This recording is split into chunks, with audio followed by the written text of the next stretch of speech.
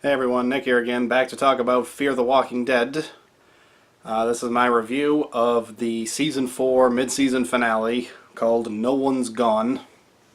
And this episode was an insane game changer. All season so far, I'd seen a lot of people online complaining that with the timeline jumping, it was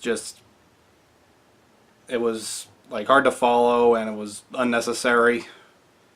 It just seemed like a convoluted way to drag out the story, but honestly, this episode brought closure to that and showed why all that time jumping was, in fact, the best way to tell the season's story. And I thought it was so good.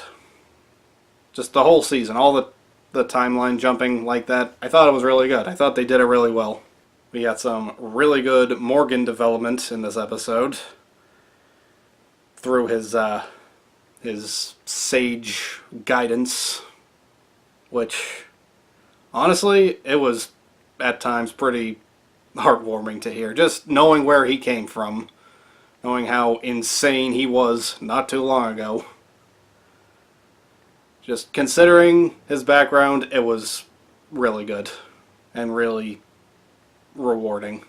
We found out that Madison and Althea met before the stadium, which was unexpected. But that led to some pretty good development for the two of them as well.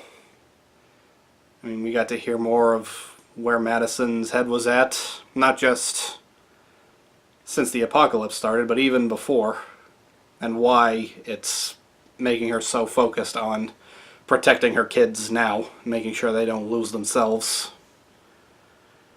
And with Althea, we got to see why she's always so committed to filming every single thing, because the truth matters to her more than anything. And so we got to see where they're both coming from, and yeah, it was really well done. Of course, now we got to talk about the elephant in the room, which was the end. Madison's sacrifice. Now, if that is true, if she's really dead, which I am still not convinced she is, but if she is, then that was a pretty noble and fitting way to go out, I thought. Just, she was so focused on building a life for her kids, and she sacrificed her life in the place where she actually built that life. She actually succeeded in giving her kids a normal life for a while. So, in that regard, a lot of people are really angry at the fact that they killed another main character. Honestly, I'm never against killing anyone ever. It just has to be done well. Like Carl on The Walking Dead, not done well. Madison, done pretty well. I only say pretty well, though, because, well, okay. Her death itself was good, but I just feel like it was left unnecessarily vague, since, I mean, they confirmed on Talking Dead, well, they said on Talking Dead that she is in fact dead. So I don't know why they didn't just show her die.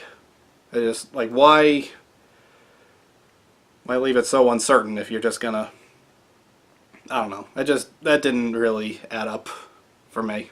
A couple other minor issues I had with the episode. First of all, I still don't think they adequately justified or explained Negan's status as a villain. He didn't really do too much that was inherently bad. Because, again, I said this before, he did try to warn everyone at the stadium that his brother was the one who was coming to destroy it. And it showed him save the little girl, for better or worse. That shows that he does look out for people. His own people, at least. And he was trying to look out for Madison and everyone at the stadium. He was trying to warn them, but they didn't listen to him. So I don't get why Alicia tried to kill him, and I don't get why when he rolled up he was still just ready to shoot her. I don't really think that was explained well enough to my liking, at least.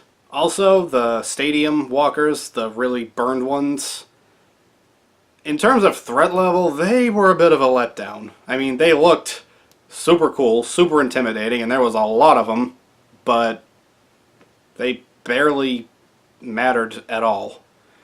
Like, yeah, Althea took out a bunch of them with her truck, which was pretty cool. But other than that, other than Morgan and Jenna Elfman's character, who has now gone through 3 different names, and I don't know what to call her anymore, there wasn't really, I don't know, they could have been more intimidating than they ended up being, especially with the sheer number of them.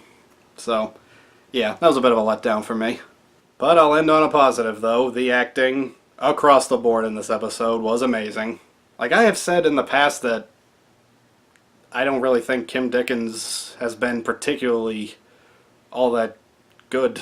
I mean, her reaction to hearing that Travis was dead was nothing. She didn't care at all. But in this episode, this was definitely her best performance that I've ever seen from her on this show. But as for the best performance in the episode, for me, it's a tie between Alicia Debnam Carey and Lenny James for the scene where Alicia was about to kill Jenna Elfman and Morgan talked her down. Just that scene was really emotional and well done. Just, they both really nailed that scene. And because of that scene, I'm calling it a tie between the two of them. Overall, I'm going to give this episode a 9 out of 10. As I said, it was not perfect. It had a few issues here and there, but it was an emotional finale. And if it is true, if Madison really is dead, then it's a worthy end to a character that I had been skeptical about since pretty much the beginning. So yeah, she redeemed herself on the way out, for me at least.